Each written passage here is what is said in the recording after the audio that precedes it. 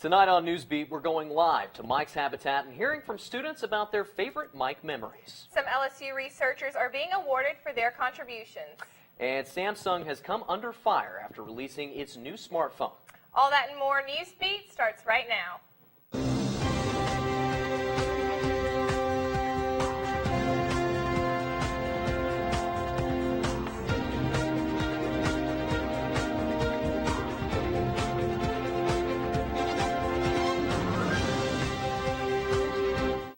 Good evening, Tigers, and welcome to Newsbeat. I'm Madeline Adams. And I'm Matt Houston. Thank you for joining us. Tiger TV reporter Nadine Abusada is live at Mike's Habitat. How are things looking over there, Nadine? Hey guys, thank you. I'm here outside of Mike's Habitat where you can see that students and people have been showing nothing but love and support after the loss of Mike the Tiger yesterday morning. We talked to students and we asked them for their favorite memories from Mike. Very close to my heart, but he was just so majestic and he was strong. That he was just calm and quiet and just did his thing out here. That was like one of our ritualistic things that we did was come by and sing with our friends. So. A reminder of like where I want to be in my life, so when I'm having bad days, it's like a little light. I would see him almost like every other day because I walk past him for class, and just seeing him sleeping or doing his own thing in school was just nice to have. So I've been coming to LSU games since I was knee-high to grasshopper, as a little kid, and yeah, best tradition is coming to game days and just come see him with my dad and my grandfather, just passing by and taking pictures with him. This is his first year with our national championship year, and so that's just unbelievable. Just seeing him out there on the field, just roaring like a little tiger roars. Like I said, whenever I first came here, I felt love for the Tiger. I didn't even know him. Like seeing him before class and just knowing he's like constantly around back there, it like gives us motivation to do better. SG will be having a memorial service tonight at 6:45. I'm Nadine Abusada from Tiger TV. Back to you guys. With the news of Mike's death, PETA is asking LSU to stop playing home to a live mascot. PETA has pleaded with the university for years to stop housing a live tiger and issued a statement condemning the practice. But before Mike's death, LSU veterinarian David Baker already made clear that they are looking for a new replacement. 4 LSU researchers are recipients of the National Academies of Sciences, Engineering, and Medicine's Gulf Research Program Fellowships. This competitive program was established following the BP oil spill with the goal of improving oil safety and protection of human health and the environment in the Gulf Coast region.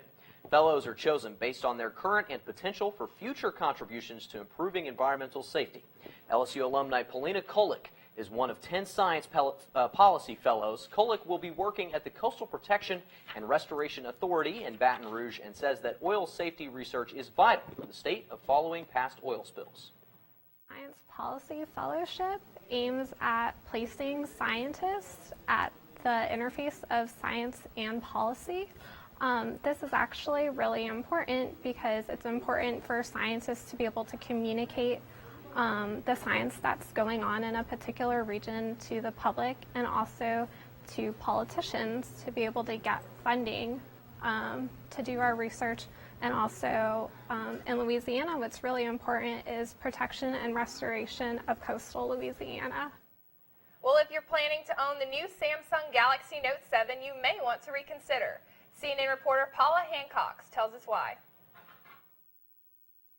I have a special message for anyone watching tonight's show on their Samsung Galaxy Note 7. Run for your lives. You can't help but laugh at Stephen Colbert on The Late Show, unless, of course, you work for Samsung. The Galaxy 7 is working great! The South Korean tech giant's woes have become welcome fodder for comedy shows in the US. Social media users are also having some fun of their own, mocking the fact Galaxy Note 7s can be prone to overheating or bursting into flames, praising the fact it's waterproof, but for all the wrong reasons. Samsung, writing off its Galaxy Note 7 line completely, has done little to silence the jokers. You have to embrace it.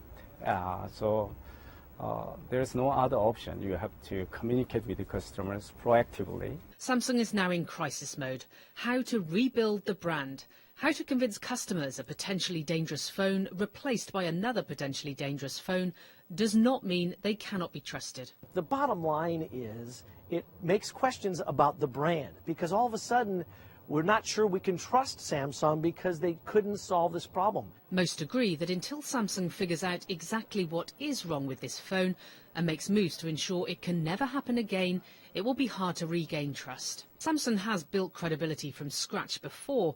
Back in 1995, Chairman Lee Kun-hee ordered mass burning of products he deemed low quality and effective, ramming home the message of quality first. A similar message may be needed now, although perhaps without the fires. There is a second shadow hanging over Samsung products.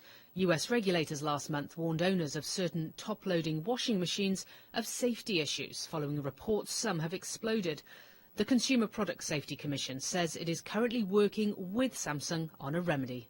Samsung Electronics has cut its forecast for the third quarter operating profit by a third, and this is really the first indication we have of how this crisis is going to affect them. But what Samsung is unable to answer, the question they simply don't know, is how costly is this mistake going to be to both its brand and its credibility? Paula Hancock's CNN Seoul. If you do own the Samsung Galaxy Note 7, you can get a refund by contacting the outlet where you bought it or by calling 1-844-365-6197 with any questions you have. After the break, Trump is not afraid to wage war against the Republican Party. Stay tuned, Tigers.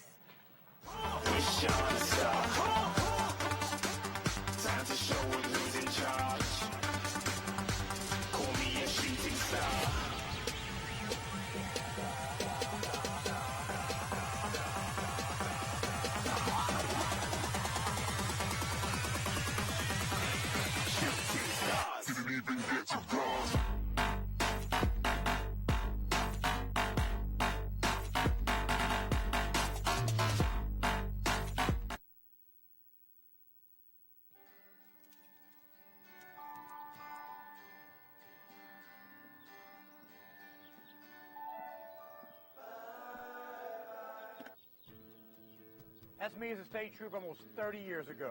Today I'm Colonel Mike Edmondson, and our message is clear. Don't drive impaired, and always wear your seatbelt. Why ride with someone who's impaired?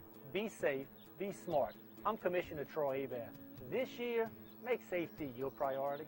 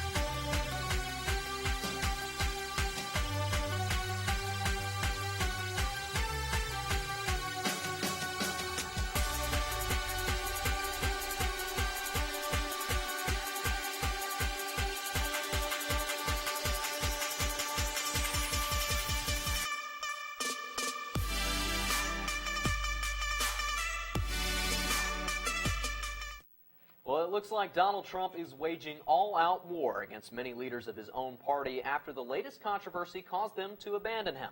This as we're just 27 days out from the election and 7 days from the final debate. CNN's Manu Raju reports. I don't want his support. I don't care about his support. Donald Trump declaring himself unshackled from his own party and lashing out at Republican leadership after spending the day unleashing in a tirade of tweets. The shackles are some of the establishment people that are weak and ineffective people within the Republican Party, senators and others, and Paul Ryan. Berating House Speaker Paul Ryan for announcing he would no longer defend Donald Trump. The first sign of a little bit of difficulty, he unendorses. I wouldn't want to be in a foxhole with a lot of these people, including Ryan, especially Ryan. That. And blasting Senator John McCain for revoking his endorsement. He's never heard salty language before. You know, John McCain, who has probably the dirtiest mouth in all of the Senate. Trump rejecting the idea that his vulgar comments about forcing himself on women is a valid reason for his supporters to abandon him. Well, locker room talk, and most people have heard it before, and I've had a lot of women come up to me and said, boy, I've heard that, and I've heard a lot worse than that over my life. This as more Republicans, particularly those in tight races, attempt to distance themselves from the nominee. I've been openly very critical of policy positions that Donald Trump has taken. As others are sticking by his side and celebrating his intra-party attacks. We need a Donald Trump to show some authoritarian power in our country and bring back the rule of law. The Clinton campaign moving swiftly to capitalize on the Republican revolt, rolling out the Democratic Party's biggest names to turn out the vote. You can't repeatedly denounce what is said by someone and then say, but I'm still going to endorse him to be the most powerful person on the planet. Your vote really, really, really counts. You can consider me as an exhibit A of that truth. As Trump's team pivots to a new strategy aimed at driving down Clinton's favorability numbers in hopes of keeping Democratic voters home. The 2016 election will be here before you know it. We can catch the next presidential debate on October 19th, moderated by Chris Wallace. When we come back, nothing stops this World War II veteran from going after what he wants, no matter how old he might be. You won't want to miss this.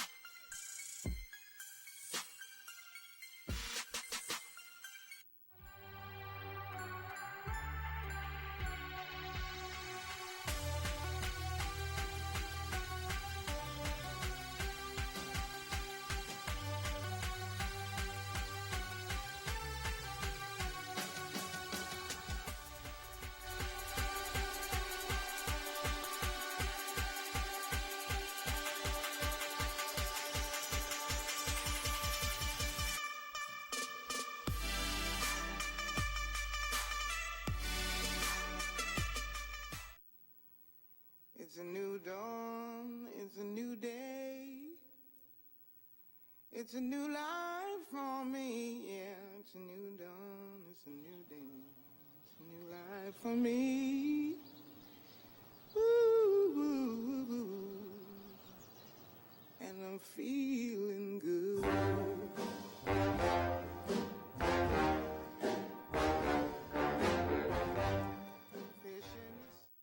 George Frykowski and his grandson David Walsh both got emotional on Tuesday when Walsh presented him with a diploma from Riverside High School in Taylor, Pennsylvania.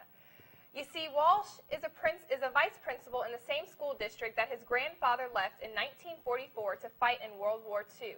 Frykowski's family invited him to a board meeting where he thought he was going to lead the Pledge of Allegiance. Instead, they presented him with his diploma. Frykowski was injured by a German hand grenade while stationed in France. He received an honorable discharge and a Purple Heart. When he came home, he joined the labor force instead of finishing high school. So getting his diploma was a very big deal for him. Okay, and that's the cutest thing I've seen all week. Yeah, you got to have a lot of respect for that man. It goes to show you're never too old to get your education and achieve your goals. Well, that's all we have for today. You can follow us on Facebook, Twitter, and Instagram. Thanks for watching, and we'll see you right back here tomorrow.